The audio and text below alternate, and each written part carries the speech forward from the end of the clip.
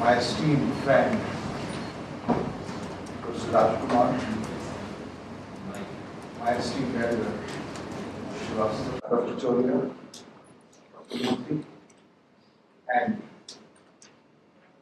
my dear Amit, to make it possible for me to have you here, in spite of Delhi's conspiracy not to allow me to leave. And very dear friends, my dear students. Generally, when I address an audience of students, I begin with an introduction of each student. This is my tradition.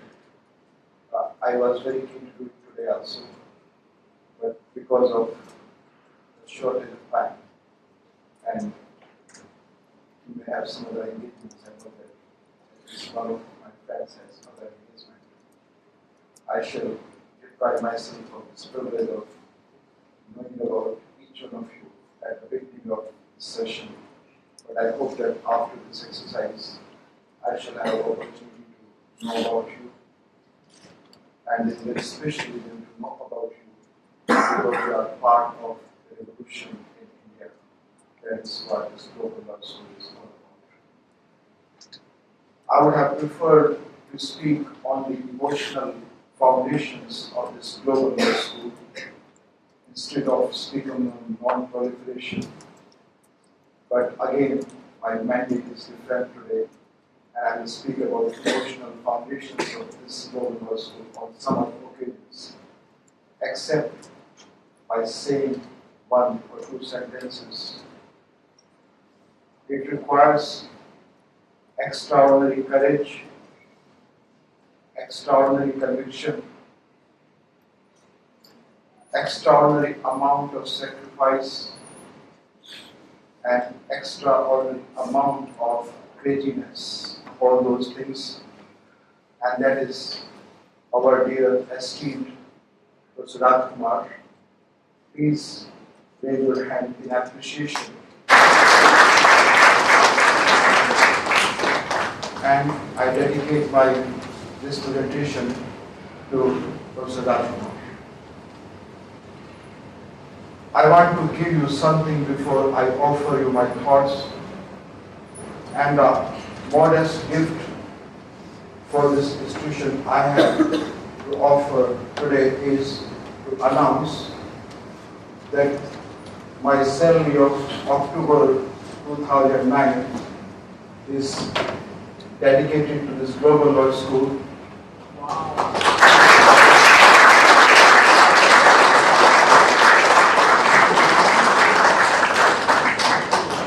If this institution permits it, you can use that small amount to institute a prize for the best student of this institution. And if you allow me, then you please call that prize as Vice Chancellor C. Rajkumar Prize for the Best Student every year.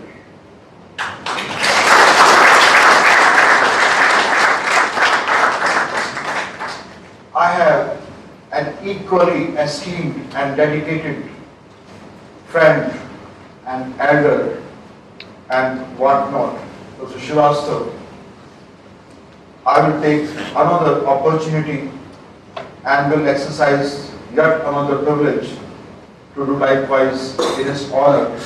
He is one of the most outstanding scholars, not only in India, but beyond the borders of this country. The best expert we have on tort law, outstanding person as a scholar and as a great human being.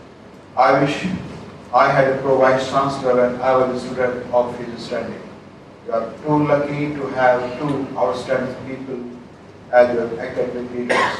If every law school in this country have leadership of this kind, I can assure you, you remain assured of a very bright future.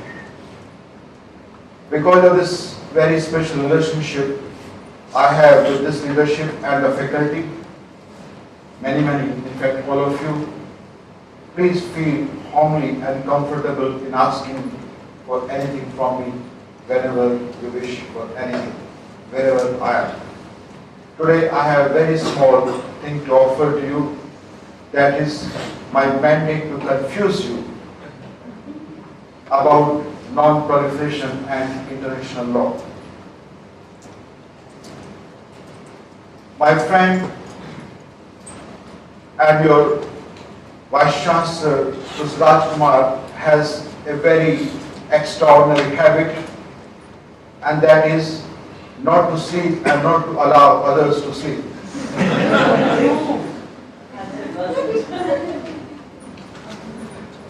But I tell you that at the end of the night, not the day, at the end of the night, you feel great and you feel that you have achieved something. He inflicted this torture on me, and I wish somebody else had inflicted this torture on me some years back. Then probably I would have done a little more than what I have been able to do. Not stop from talking on this aspect, except knowing that I have already taken more than 10 minutes to speak all that, and I know that you want to hear something more. Nuclear proliferation and international law is a huge topic. It's a complicated topic. It's a controversial topic. It's contemporary. It's compelling. And it should not have been more contemporary than what it is today. How to deal with these kind of topics is a very difficult task. But we academics are masters of simplifying difficult tasks. And this is what I propose to do this afternoon. I have tried to address this nuclear proliferation and international law by presenting to you a story. And this is a story of 5 P's. You could see what those 5 P's are. Proliferation, problems, principles, plans, proposals, and perspective. I'm sure I have already fulfilled a small part of my mandate to confuse you by bringing 5 P's to your notice. I'm sure you are very original thinkers in your respective fields, but I doubt very much whether you would have thought of studying non-proliferation with the help of a story of 5 P's. One advantage of presenting original thoughts is that you keep people awake. Disadvantage is that we have to justify why we have adopted that original line of thought. And I think there are few justifications with me, and that you will see in due course. When Professor Rajkumar selected this topic, proliferation, I'm sure he must not have worried too much about the definition of proliferation or the meaning of that proliferation, or probably not as much magnitude as I'm going to present to you. So when I started working on it, I always adopt a very traditional methodology as a lawyer, and I suggest you to always be sensitive to that aspect of the study of law. Whenever you study law, whenever you study any branch of law, be clear about the basics. And one of the first basics is to understand terminology. That is why when you read any legislation, when you read any treaty, the very first thing you will find in that piece of law is definitions. And unless you are clear about definitions, you can't understand law. So as a matter of policy, whenever you engage yourself in any study or any research, start with definitions and magnitude of proliferation.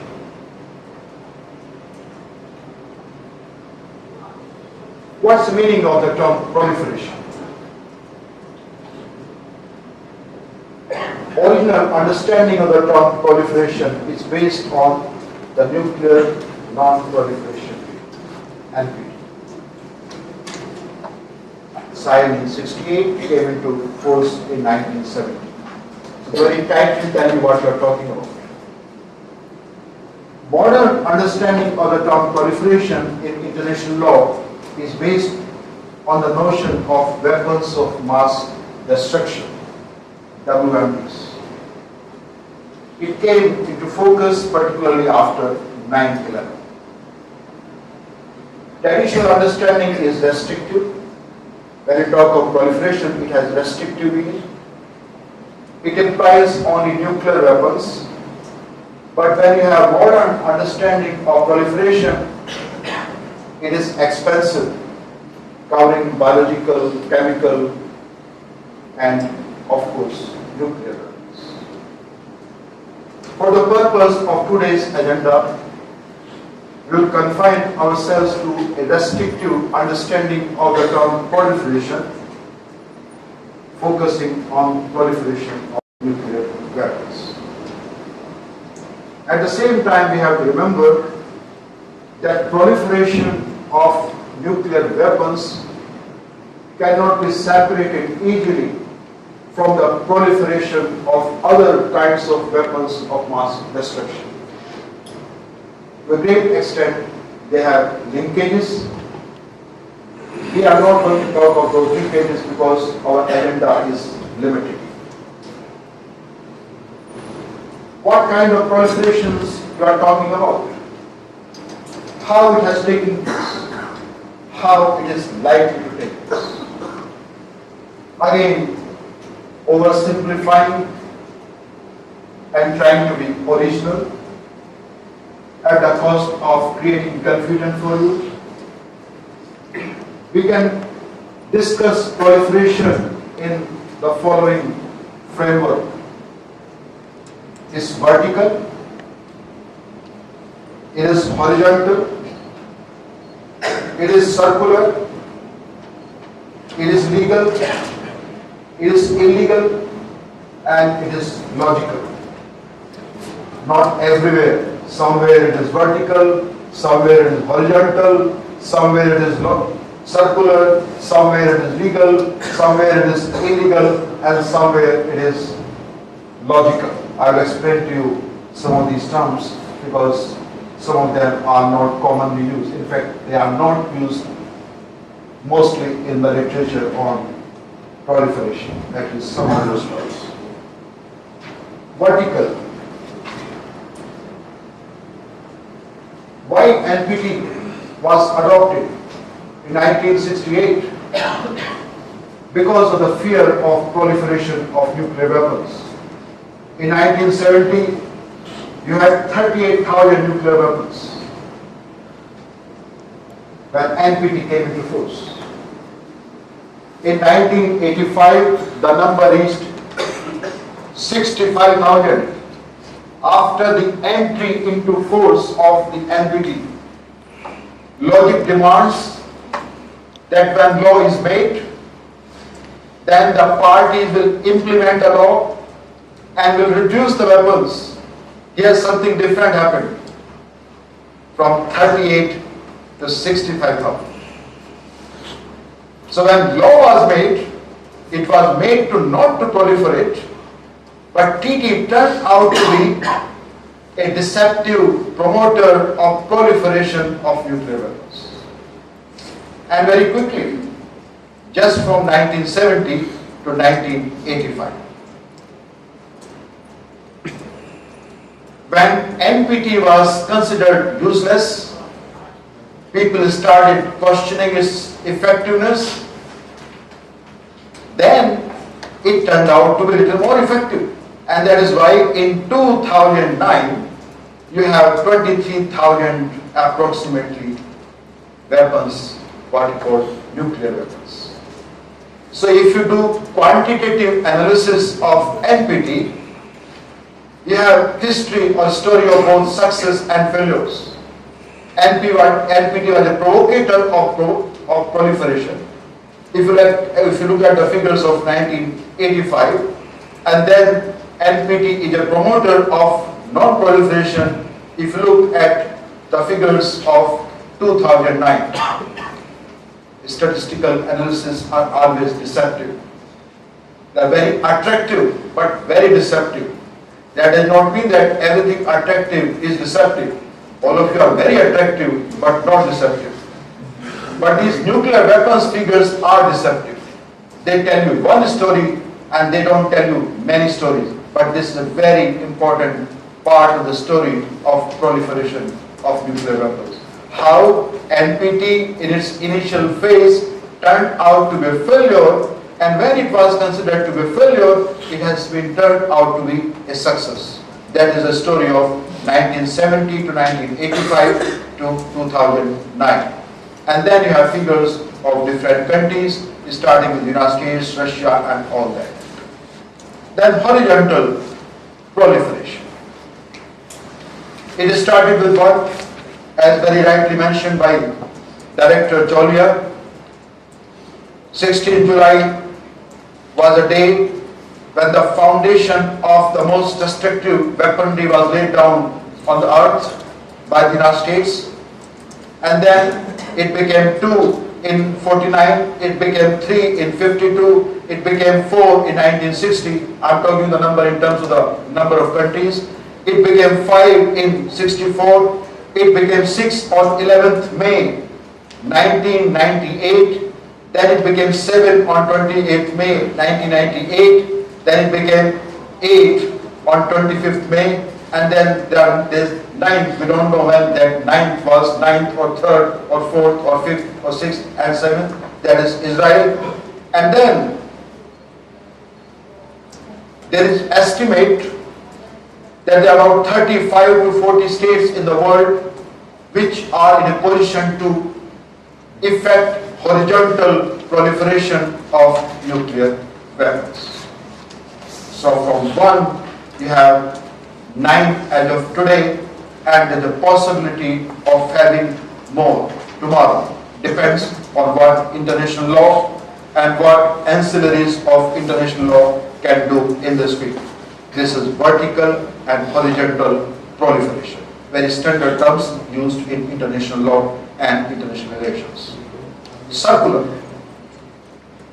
This is a new term. I must explain to you why I have used this term and what's the meaning of the term circular proliferation. All of you have already just seen the information about China as a nuclear power. China is a nuclear power because NPT recognizes China as a nuclear power. What about Pakistan? What about North Korea? How Pakistan and North Korea acquired nuclear weapons technology? This is a subject about which nuclear powers are very shy of talking. Indian government is extremely reluctant to talk about it because they want to have good photo session with the Prime Minister of China very soon. And countries are not ready, scholars are not ready to confront this circular proliferation as an issue in international law and international relations because it has huge legal implications. I will elaborate about these legal implications when we have a chance to interact. How it has happened?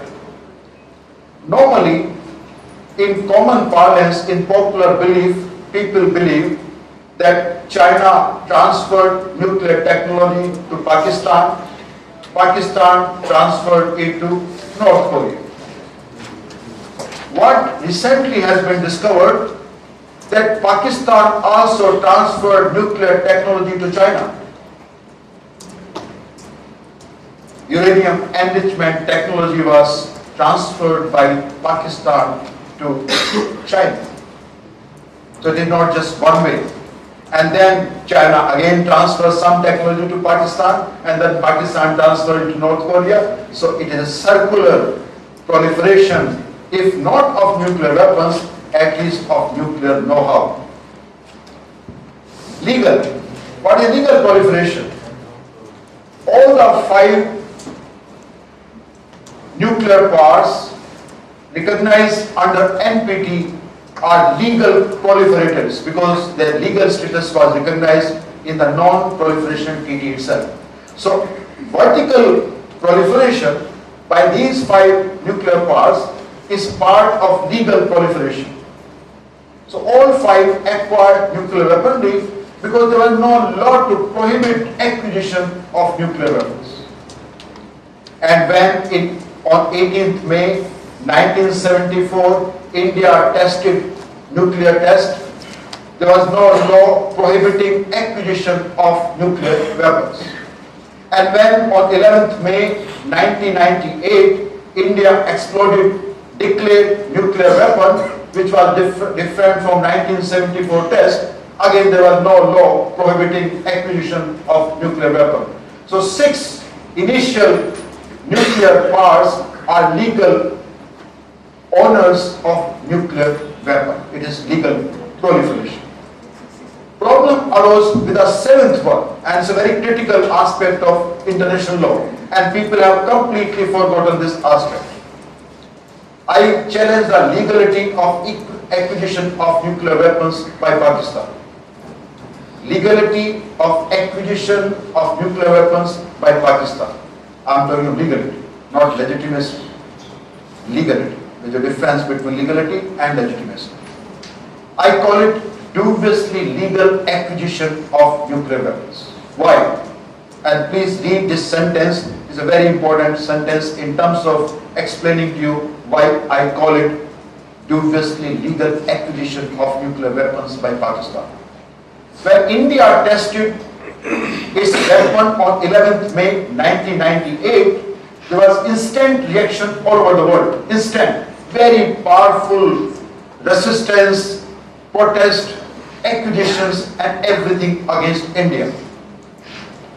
Immediately Security Council was called in session, deliberations were held and unanimity reached.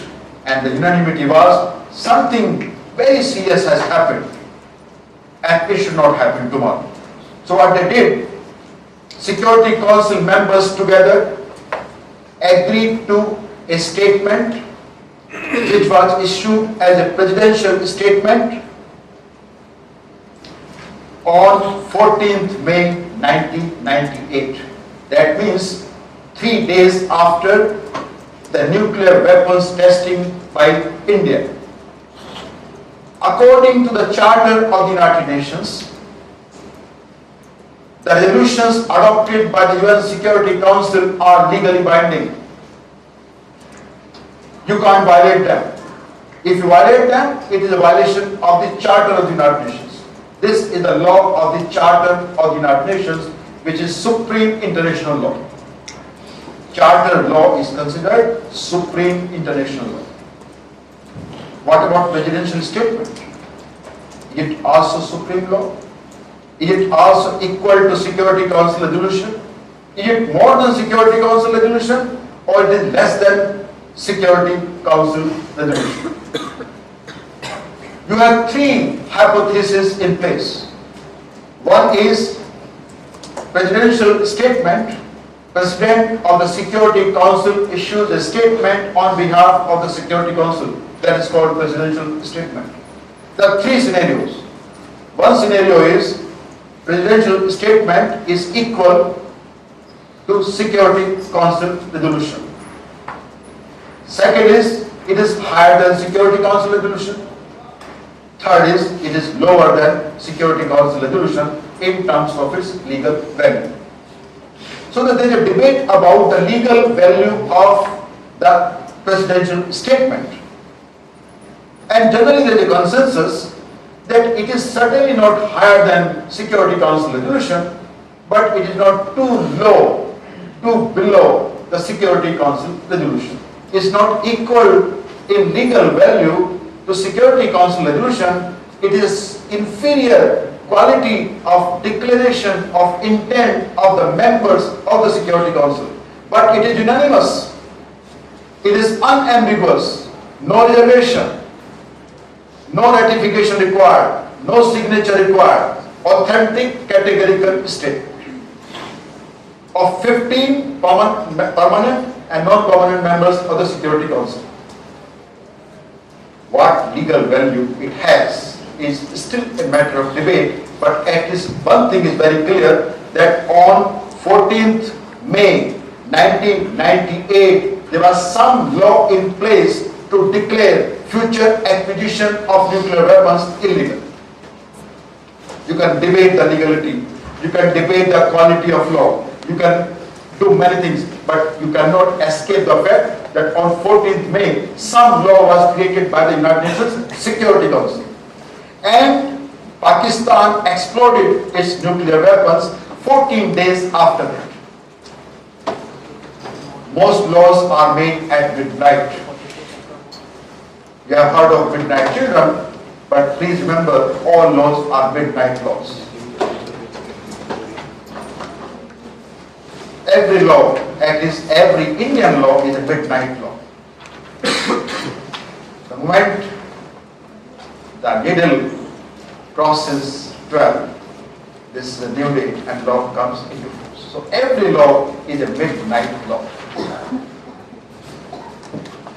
I don't want to carry the same credentials as Salman Rushdie carries, but I correlate this concept of effectiveness or enforcement of law or entry into force of law with midnight application of law. So on 14th, there was law. 14 days later, somebody conducts a test which is categorically incompatible with the law declared by the Security Council. I would welcome anybody to argue and to work on this, the legal value of presidential statement and the legality of acquisition of nuclear weapons by Pakistan. So I call it dubiously legal acquisition. Then everybody else who has acquired or intends to acquire legal weapons is bound to be considered as illegal occupier or acquisitor of nuclear weapons. North Korea, illegal, prohibited under NPT, prohibited under bilateral agreements with International Atomic Energy Agency, against Security Council resolutions, and widespread world public opinion. So, my conclusion is that only 6 countries in the world can claim themselves to be the legal occupiers or possessors of nuclear weapons. 7th can argue, can justify probably on political grounds, and the 8th one has no justification, and we do not know anything about the 9th one because there is no declaration of possession of nuclear weapons by Israel. So you have legal, illegal, and dubiously legal proliferation of nuclear weapons since the adoption of non-proliferation treaty. What about logical proliferation of nuclear weapons? Very adventurous talk, and we academics are fond of engaging ourselves in intellectual adventures, and this is that kind of adventure. Very provocative. Please don't quote me anywhere because it's a dangerous proposition I am presenting. How many countries in the world have nuclear weapons? If I ask a question, and please feel free to participate in discourse. It's a very important discourse because something special is going to come out of this discourse. This is the very first thing I am discussing with you. We discussed 5 permanent members of the United Nations, NPT states, India, Pakistan, Israel, North Korea, non-nuclear weapon states. Can you think of anybody else having nuclear weapons? Just think of, just give a thought and whether somebody else has nuclear weapons. Please, tell me your name also. South Africa used to have. It is real, but it is virtual. Both things exist. I will give you, yes. So how about the argument which was articulated by Justice Veeramantri in the ICJ? By? Justice Veeramantri Yes. in the ICJ advisory opinion on nuclear weapons, which said the use or development of nuclear weapons is illegal in any circumstances whatsoever. I would advise you to wait for some time because we are still not talking of legality of the use of nuclear weapons. Moreover, our focus today is not about the legality of the use of nuclear weapons. You rightly brought to our 20 minutes.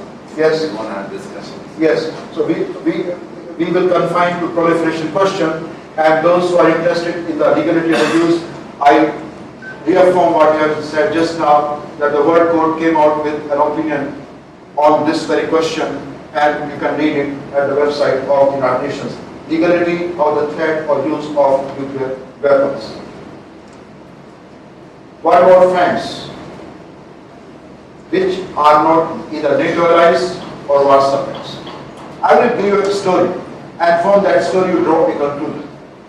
I am very reluctant to draw that conclusion. It was a very dangerous conclusion. In 1980s and in 1990s, Pakistan had an agreement with the government of Saudi Arabia.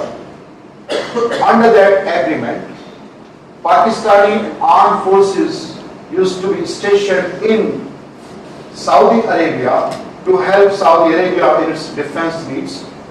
And when those Pakistani armed personnel used to return to Pakistan, they used to return to Pakistan with the weapons they used to use in Saudi Arabia. I hope you got the point.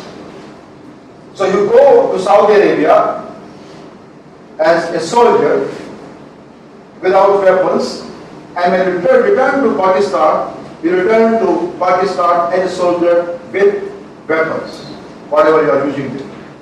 This was a very well established understanding and practice of cooperation between Pakistan and Saudi Arabia. This story will tell you a lot. I'm extremely reluctant to tell you more, although I have a lot to tell you on this front. My understanding of proliferation is that countries already have arrangements in place that they are likely to use to acquire nuclear weapons the moment they have that need. Do you think Saudi Arabia is going to wait first Iran to acquire and then to be intimidated and then violate NPT and then acquire nuclear weapons? No. They know where from to get nuclear weapons. Where are the international bazaars? I deliberately did not talk about that because it is such a complicated and not well documented. It is large documented, but it is not well documented. We still have dubious stories, details. Nobody knows who did what. That we have stories, you have denials, and International Atomic Energy Agency is trying to investigate it. It has not been given access to information. So as of today, what we have, nuclear bazaar, lot of stories, but not a very authentic statement coming out either from International Atomic Energy Agency or the Security Council. It's open secret, everybody knows it.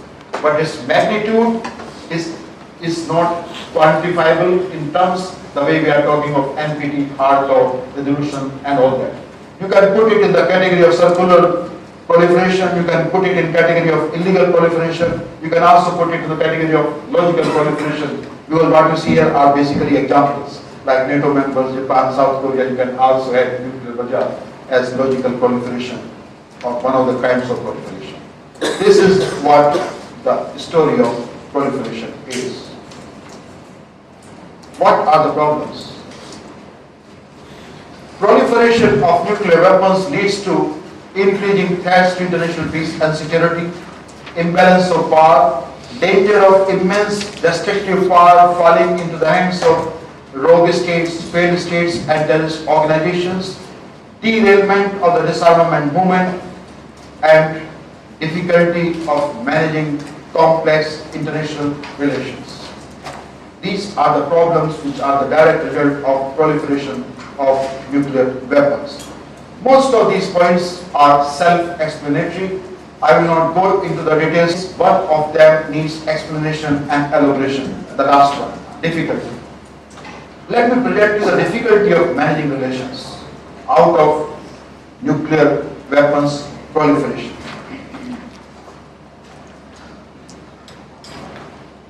Proliferation creates a lot of complexities in managing relations.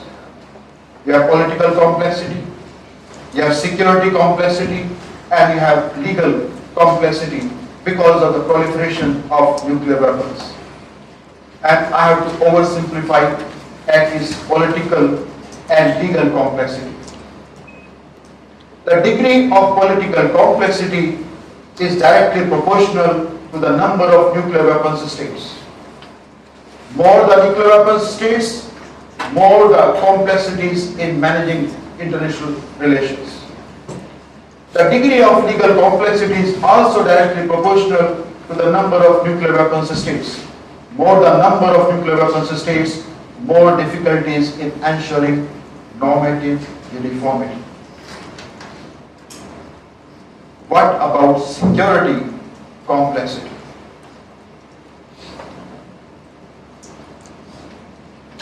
A very interesting framework is presented by a very distinguished expert on nuclear weapons to explain political complexity arising out of proliferation of nuclear weapons.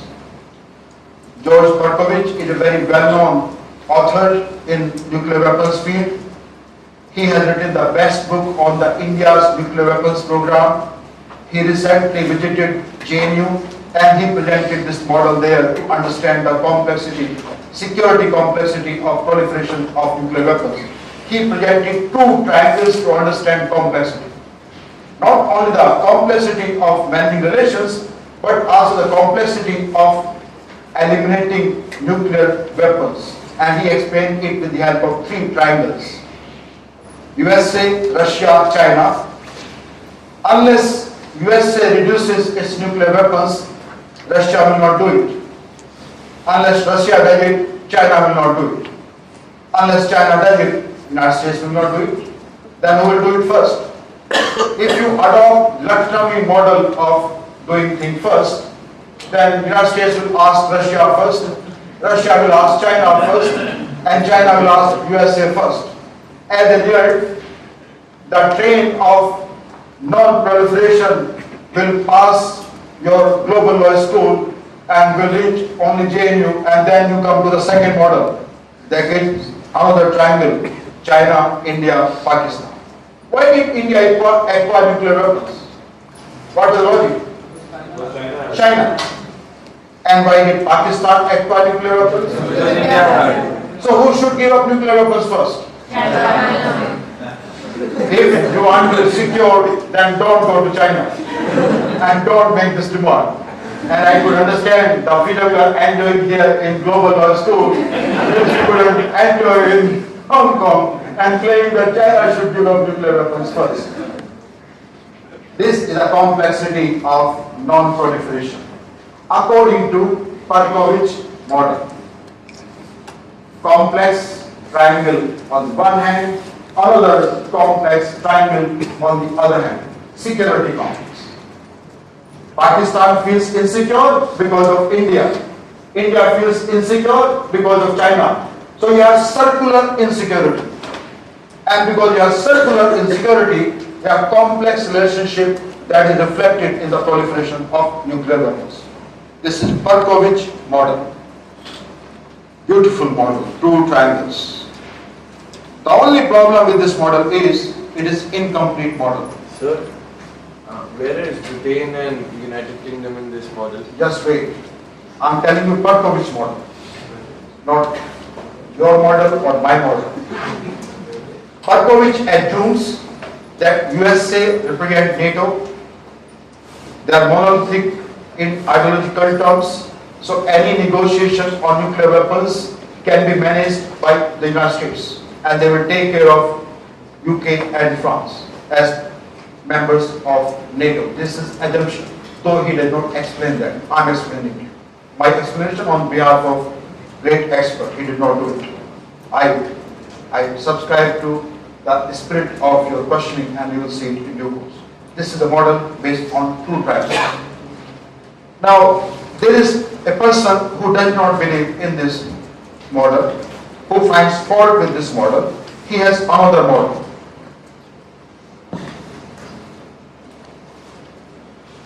And that person calls it triple triangular model of proliferation of nuclear weapons and complexities involved in proliferation of nuclear weapons. Look at the first model very closely. There are two triangulars relationship separated from each other. Now, the first two triangles are brought together, and the third triangle is placed here. First two triangles are original as in Perkovich model, except bringing China as a center of relationship between first triangle and second triangle, and then creating a third triangle where Pakistan is a common feature of second triangle and third triangle. Look at it. China is responsible or has credit or to be blamed for proliferation of nuclear weapons in South Asia. The United States was responsible for proliferation of nuclear weapons in Europe. China is responsible for proliferation of nuclear weapons in Asia, in South Asia. And Pakistan, everybody knows, here comes my esteemed colleague Chau's intervention. What about nuclear bazaar? Nuclear bazaar is defined by me as non-state actors. And Pakistan is a common link in proliferation of nuclear weapons to North Korea and non-state actors. So this is what a complex relationship is. Three triangles interrelated to each other. So Perkovich is deliberately trying to tell you a model which is oversimplified. And why? Because there is agenda behind that oversimplification. Problem is not at USA, problem is not at Russia, problem is somewhere else. So it is either bottom up or top down. Which approach are you going to adopt in effecting non-proliferation? That's still struggling, and they don't have readily available answer, and the answer they are trying to present are not going to work as far as this model's understanding goes. Even this model has problems. What is another model? This is the model that reflects your concern. Yes, sir. Yes, you telephoned me yesterday and I invented that model because of your demand. Here is what is the complexity of proliferation is.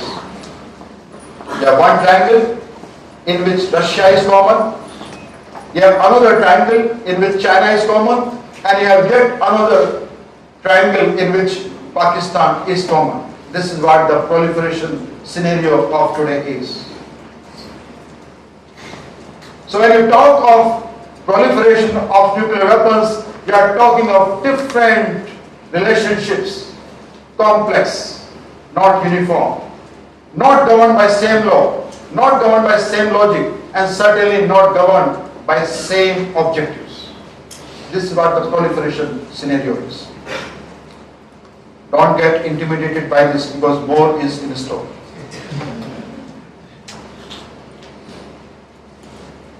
Here is security complex. Security complexity. I told you about political complexity. I told you about, I'm going to tell you about legal complexity, but first have a look at security complexity. What is security complexity of proliferation of nuclear weapons? You see two triangles. I'm fond of triangles after listening to Perkovich. You have one triangle which I call superstructure, where I place nuclear weapons. You have another triangle which I call substructure, which consists of conventional weapons, and they are built on global security needs. Why do you need conventional weapons? Because of security needs. And why do you need nuclear weapons? because conventional weapons can't meet your security needs. So global security led to conventional weapons, and conventional weapons led to nuclear weapons. And I'm not still talking of other weapons of mass destruction. And what is global security? Only God can define what security is. Because definition is absolutely unmanageable. If I talk to you about proliferation of nuclear weapons, you are secure because you know and you understand something. If I talk about your job prospects, you are slightly insecure. Why in no time from security you have jumped into the wagon of some insecurity or uncertainty at least, or some amount of curiosity, if not uncertainty? Because security is a reflection of mindset. It depends with what mindset you feel secure. With greatest weaponry in the world, with the largest defense budget, with all support of think tanks and whatnot, the most vulnerable country in the world is the one who is most secure country in the world. So he is most secure, who has nothing to lose. That's why we have so many Marxists in jail. All of them are secure. This is what security complexity is. And that is reflected in the proliferation of nuclear weapons also. More the assets, more the gains, more the stakes, greater the needs for having security complex in place. This is what proliferation scenario is. Legal complexity. I oversimplify and summarize legal complexities in reference of two legal instruments. One is NPT, and the first legal complexity and foremost legal complexity and the most critical legal complexity of today's non-proliferation regime is how to transform it from a discriminatory treaty into a non-discriminatory treaty. There is no answer. The day you find an answer, you can find a great answer to the problem of today and tomorrow. There is no answer as of today. What will happen tomorrow? Nobody knows. As of today, no answer to this complexity. How to legitimize the nuclear weapon status of India? For instance, under the NPT, which recognizes only 5 nuclear weapon states. It's a challenge. There is no answer to it as of today. CTBT. How to bring it into force without its ratification by a country like India? Will India ratify CTBT? 50-50. If Manmohan Ji remains, there is a strong possibility of ratifying it because he is fond of pleasing promoters of peace and development in the world. If there is a change, if there is a threat to the coalition government, then there is a difficulty in getting all on the board and uncertainty about not signing, ratifying CTBT. If you listen to Santana and CTBT, if you listen to Anil Kakotkar, then there is a chance of ratifying CTBT. As of today, there are talks about India ratifying the treaty. In due course, there is going to be a lot of pressure on India to ratify treaty, and as of today, no decision is taken about ratifying the CTBT, and that is another uncertainty. So the most powerful pillars of non-proliferation, NPT and CTBT, the pillars are in the realm of legal complexities and uncertainties. And when you are not sure what will happen, then how law will deliver? How will you achieve non-proliferation when the basic pillars of non-proliferation are not able to tell you what is going to happen? What principles are applicable on non-proliferation? I have only told you two basic pillars of law are NPT, which is in force, and CTBT, which is not in force. What principles of international law are in place? The first and foremost principle of international law is the principle of non-proliferation, the very subject which is the target of criticism. It is a principle of international disarmament law. Where do you find it? You find it in the very first few articles of the NPT, which is one of the most widely ratified treaties in the world. 189 countries have ratified this treaty. Even International Covenant on Civil and Political Rights has not been ratified by that many countries. Along with this treaty, a number of nuclear weapons-free zones have been created in different parts of the world, except South Asia, Middle East, and Europe. Rest of the world, the important principle of international law is non-use of nuclear weapons against non-nuclear weapon states. If China is a nuclear weapon state, it has accepted an obligation not to use that weapon against a non-nuclear weapon state. In fact, all 5 permanent members of the Security Council, all 5 nuclear weapon states under NPT have accepted this obligation. It has been reaffirmed time and again. Nobody questions its legitimacy. In fact, there is reaffirmation of this kind of obligation. As a result, another principle is non-use of nuclear weapons against nuclear weapon states. This principle is further strengthened by another principle of international law that is particularly used in international human rights law, that is the principle of proportionality.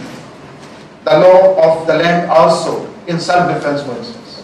So you can't use a weapon against a state if its danger to you is not proportional to what you are going to use.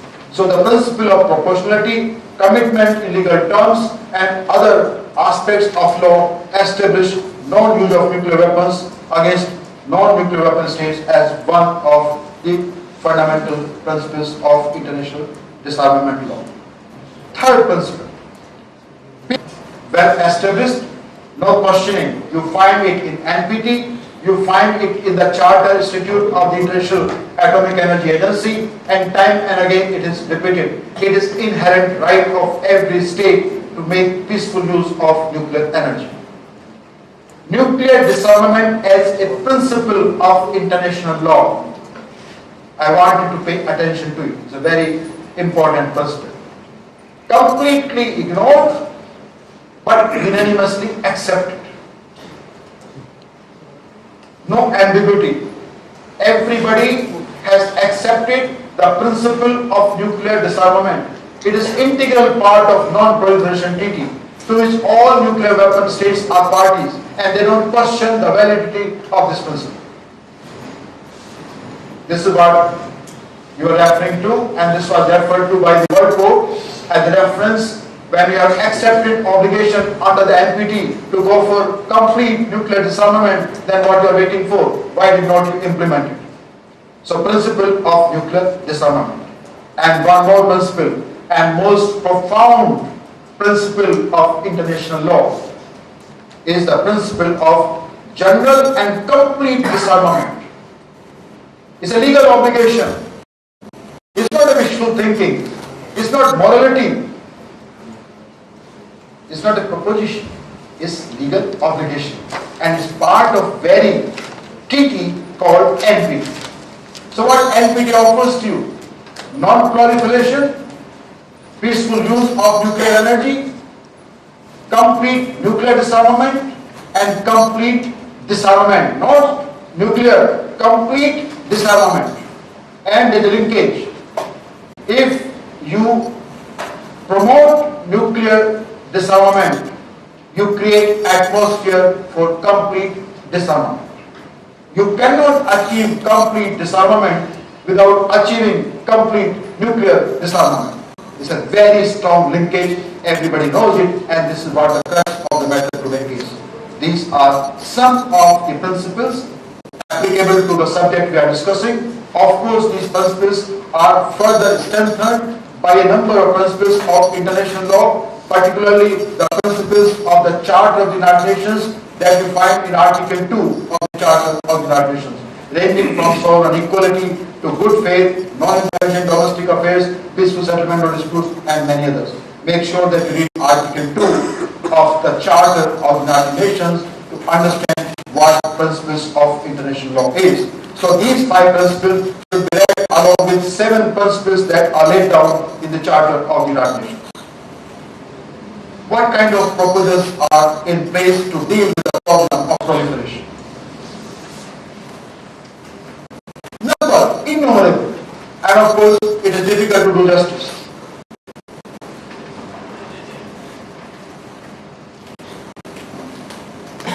But one proposal that must be brought to your attention today is a very Indian proposal, that is Rajiv Gandhi Plan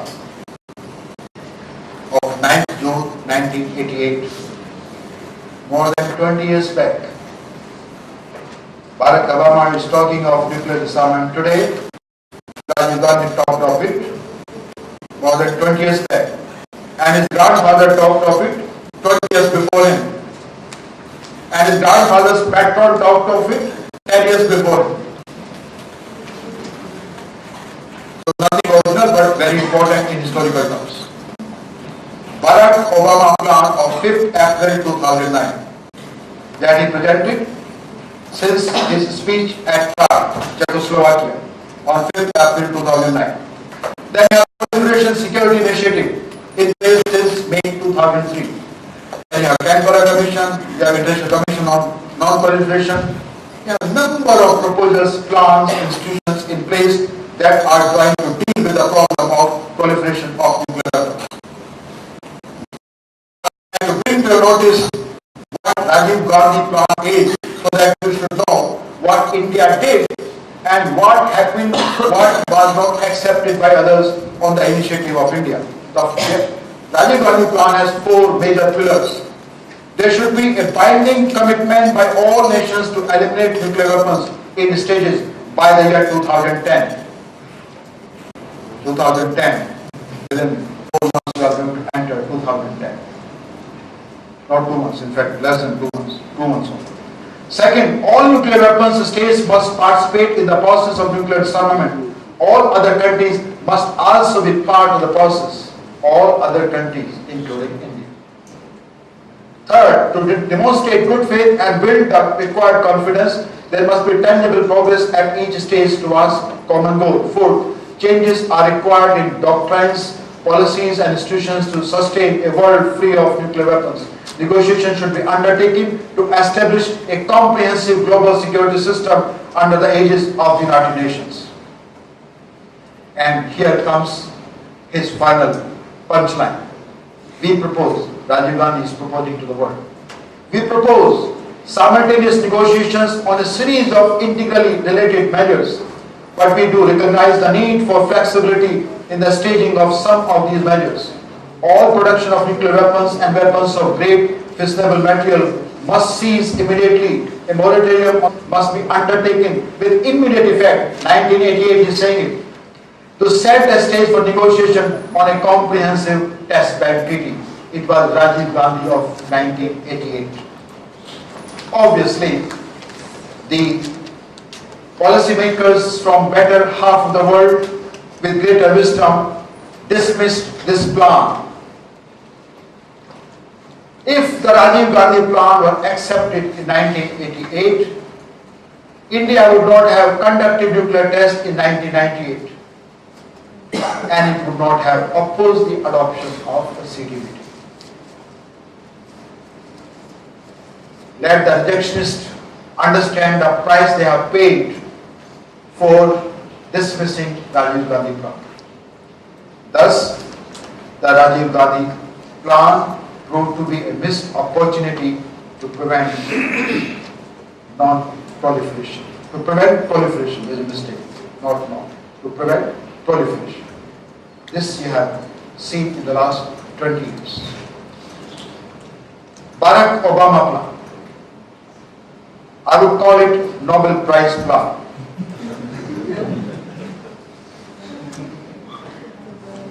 drastic reduction in the number of nuclear weapons in the near future, probably immediately. Elimination of nuclear weapons eventually. Prohibition of acquisition of nuclear weapons by non-nuclear weapon states. Universalization of non-proliferation treaty with its ratification by non-parties such as India, Pakistan, Israel as non-nuclear weapon states, and entry into force of the CTBT without further delay. And is on course, and he has to remain in course because he has to justify his Nobel Prize.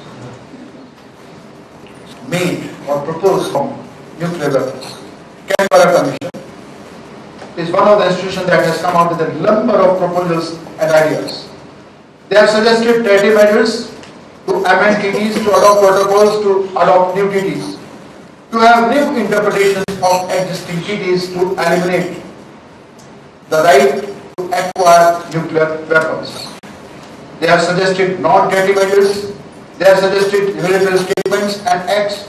They have suggested political commitments by two or more states. There is a suggestion to have new treaties.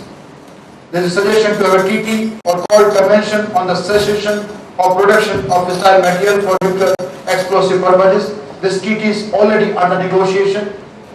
There is a suggestion to have a convention on the non-first use of a proposal is already in place. There is a suggestion to have a convention on the prohibition of the development, production, stockpiling, and use of nuclear weapons and on their destruction on the lines of what World Court suggested. This is a project to which Judge Disarmament has put his support. And on the line of this idea, there is a model convention on the prohibition of nuclear weapons, which is already under discussion. And of course, there are latest idea coming out from Nobel Prize winner Barack Obama to have a 21st century non-proliferation treaty. So a large number of measures, proposals, plans in place to make the world free from nuclear weapons. So you have proliferation, we have problems, we have complexities, we have laws, we have principles, we have a number of initiatives in place to deal with the problem of proliferation of nuclear weapons. And this brings me to the last part of my presentation. What are the prospects?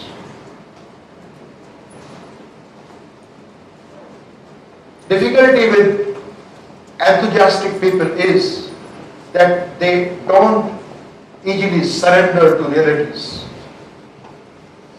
They are born rejectionists. They reject realities, particularly uncomfortable, immoral, illogical, illegal realities, because they want to live with some dreams, some desires, some determination, some enthusiasm, and they are proved right also in due course. I remember when this global law school idea was being discussed, was being conceived, people dismissed it. You want to create global law school in India? Are you crazy? How will you do it? Will government support it? Where from will you get funds? Who will come there? Who would leave their jobs from United States, from Hong Kong or from England and will go to India in dusty, cloudy, sacrifice convenience and better things in life? But this unrealism of yesterday is proved to be a realism of today. And I know it. We knew it earlier and we know for sure today. So when we live with an unreal world which becomes real, how can we say that proliferation is a foregone conclusion? Proliferation is not a foregone conclusion, at least philosophically. If it is not a foregone conclusion philosophically, can we say that it is not a foregone conclusion politically, strategically, legally and politically? I will not talk about all these aspects. I will talk about only one aspect, that is political will on the part of those who matter in the process of prevention of proliferation and in the process of elimination of nuclear weapons? Are they ready to eliminate the world free, to eliminate nuclear weapons from this earth? Are they ready for it? Are they ready to give up their nuclear advantage? They say that they are ready to do it. Nuclear weapon powers say, yes, we are ready for nuclear disarmament. We will do it. We are committed to it already. Let's do it. Not acquire nuclear weapons. Give up your desire to acquire nuclear weapons. We are going to reduce our nuclear weapons drastically. We are going to engage in negotiation with each other, and we are going to achieve the goal of nuclear disarmament. What is the fate of the goal of nuclear disarmament? How real is the dream of having the world free from nuclear weapons? I would like to bring to your notice a statement made by Barack Obama after receiving Nobel Prize for his historic commitment to make the world free from nuclear weapons. And that is a tentative perspective of today. Read it carefully. This is a quotation from the Nobel Prize acceptance speech of Barack Obama.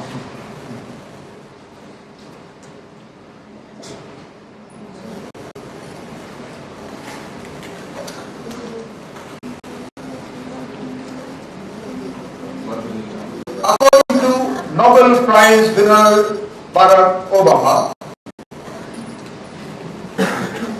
CS of the United States,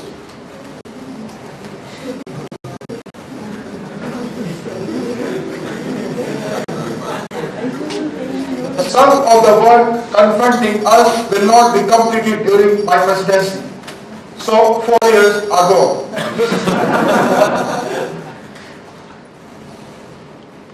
Some, like the elimination of nuclear weapons, may not be completed in my lifetime. I wish him very long life as a good human being. I'm not sure that I do the same thing as a proponent of the world free from nuclear weapons. So I'm the dilemma. If Barack Obama, of about 50 years of age, has life expectancy of 75 years, so please enjoy the brilliance of nuclear weapons for next 25 years. This is the statement of the person who is speaking truth. I salute him for his courageous conviction, commitment, and truthfulness. If he deserved Nobel Prize for his commitment for nuclear disarmament, his courage to speak truth is an equal compliment to his leadership. He knows what the reality is. American establishment is not going to allow Barack Obama to make the United States free from the possession of nuclear weapons. If the United States learned disarmament itself of nuclear weapons, Russia will not do it. China will not do it. Pakistan will not do it. India will not do it. And all those triangular relationships I explained to you will not do it. This is logic. But going back to Justice Holmes, life of law is not logic. It's something more than that. So if we apply the logic of this quote, there's no possibility of having prevention of proliferation of nuclear weapons in the near future, at least in 4 years or in 25 years, if we focus on this sentence. But the world is not governed by Barack Obama's only. World is also governed by many crazy people and also by not as wise people as Barack Obama is. The possibility of uncertainty is a powerful element of promoting enthusiasm on our part.